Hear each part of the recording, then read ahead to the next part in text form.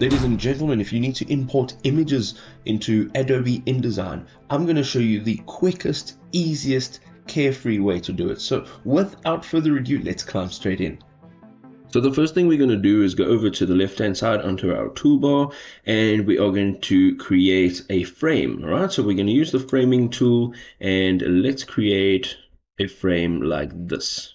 All right, so once you're done with your frame, you're going to go up to File, and we're going to look for Place. Now this will allow you to access your device. From here, you can go ahead and choose the image that you would like to import into InDesign. And once it's in there, you'll see that, of course, it's out of ratio or out of proportion. On the right-hand side, under Properties, you'll go all the way down to Frame Fitting, and let's select on the Auto Fit, and you can choose one that best fits your frame.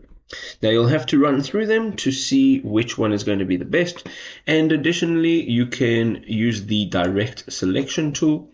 You want to go ahead and select your image, and you can move your image about, and you can also go ahead and you can use the selection tool. Let's use the selection tool, and you can actually change the sizing of the frame here too. So if you want to make it bigger, you can do so. If you want to make it smaller to fit your image, that's how you go about it.